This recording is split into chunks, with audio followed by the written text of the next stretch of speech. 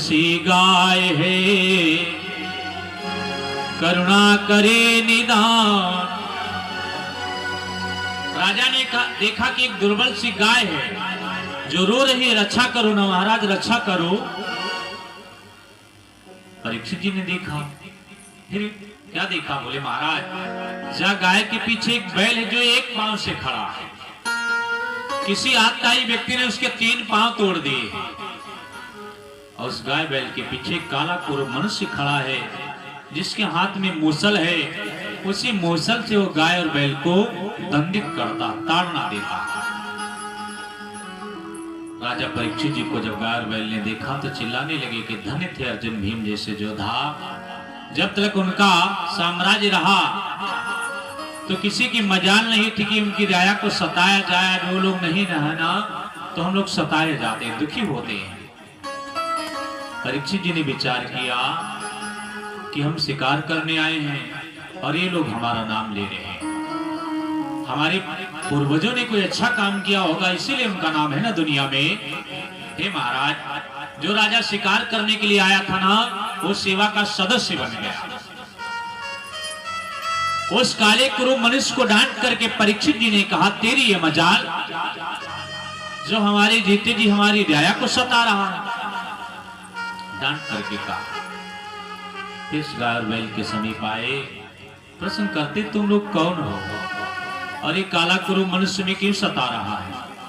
गाय ने कहा, महाराज, हम कोई सांसारिक गाय नहीं है। फिर ये दुनिया वाले मेरे को पृथ्वी के नाम से जानते। जब मेरे ऊपर अत्याचार बढ़ने लगता ना महाराज, तो मैं गाय का रूप धारण करके अपनी रक्षा के लिए दौड़ती हूँ कि कोई हमारी रक्षा करे। बैल से पूछा, तुम कौन हो? बैल ने कहा, मैं धर्म हूं। ये महाराज, जहां पृथ्वी जाएगी वहीं धर्म जाएगा। और ये कौन है? बोले, कलयुग है जो हमको भगा रहा है। कहता हमारे राज्य में ना धर्म का काम है, ना न्याय का, ना सत्य का, ना भजन का। महाराज, इसने हमारे 3 पांव तोड़ दिए। धर्म के 4 पांव होते, सत्य, दया, दान और पवित्रता। ये 4 पांव है धर्म, सत्य, दान, दया और पवित्रता। परीक्षित जी ने चारों पांव से सुसज्जित कर दिया।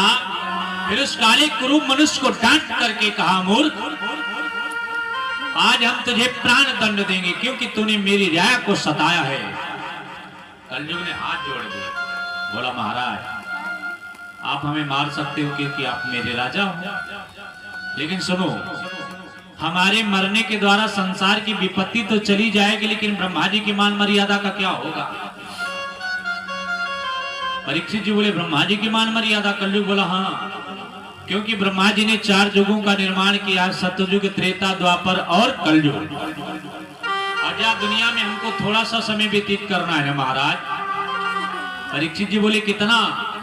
कलयुग बोला, केवल 4,32,000 वर्ष। ये कलयुग की आयु है 4,32,000 वर्ष।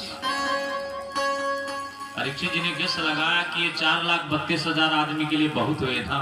अब तुम ऐसा आतंक करोगे, अत्याचार करोगे तो धरती के जीवों का क्या होगा? चले जाओ कहीं। तुम्हारे रहने के द्वारा संसार में चोरी, कपट, कला, दरिद्रता, दम्भ, पाखंड इनका बढ़ावा हो जाएगा। कलयुग कहता, सुनो, हम केवल अवगुण की खानी नहीं है महाराज। देखा जाए तो दाने के भीतर भी गुण होता है ना।